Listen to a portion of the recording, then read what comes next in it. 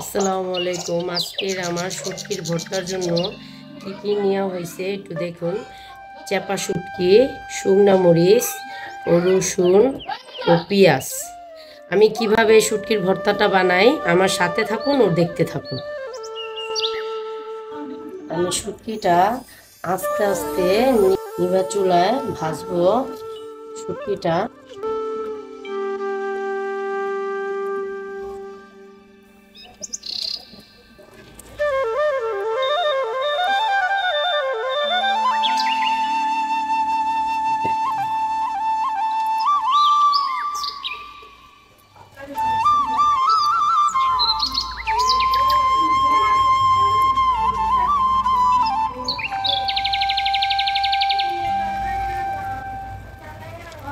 পুরোপুরি চালা হয়ে গেছে, দেখুন খুব সুন্দর ঘ্রাণ বেরিয়েছে।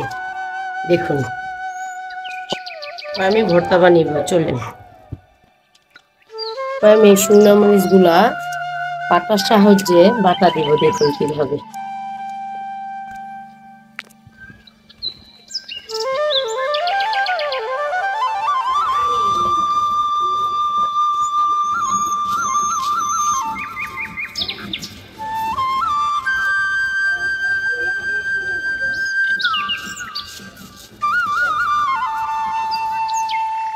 আমি হপায় শুটকিটা ভালো মতন খলাবো। খলায় পেঁয়াজের সাহায্যে ভর্তাটাতে দিব। এটা যতটা পেঁয়াজ হয় ভর্তাটা খেতে ততটা সুস্বাদু হয়। দেখুন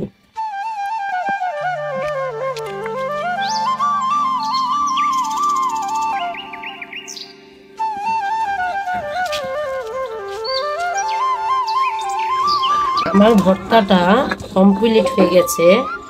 আমি ভর্তাটা হাতের সাহায্যে উঠাবো পেলায়। ভর্তাটা খুব সুন্দর হয়েছে। আমার মা খালা ছোটকালে খুব পাটাতে ভাত মেখে খাওয়াতো, খুবই ভালো লাগতো। আজকে আমরা সপ্তাহে মিলে পাটাতে ভাত খাবো। ও দেখুন চলুন দেখুন আমি ভাত এনেছি, গরম গরম ভাত টাটকে ভর্তা দিয়ে পাটাতে মেখে আমরা সব আপা খালা জেঠি একসাথে খাবো। কিভাবে খাই দেখতে থাকুন। পরিমাণ মতন ভাতেতে লবণটা দিলাম, দেখুন কিভাবে মাখি।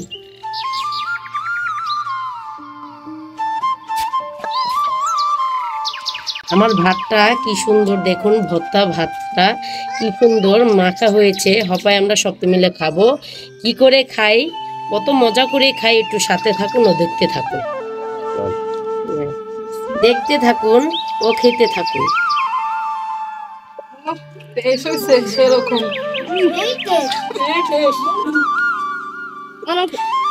অনেক মজা হয়েছে। ছোটকালে মা খালারা মিলে ভর্তা পাটা মাখার ভাত খেতাম। আজকে সেই দিনটা চলে এসেছে। আমার ভর্তাটা কিভাবে তৈরি করেছি আপনারা সম্পূর্ণ ভিডিওটা দেখলে বুঝতে পারবেন। আমার ভর্তাটা তৈরি করেছি, খুব মজা লাগে। গরমের দিন ভর্তা ভাজিটে দিয়ে ভাত খেলে মনে হয় ভাত খেয়েছি। আমার ভিডিওটা যদি ভালো লাগে আমাকে ফলো করুন ও বেশি বেশি আমার ভিডিওটা লাইক দিয়েন ও কমেন্টস করেন। আসসালামু আলাইকুম।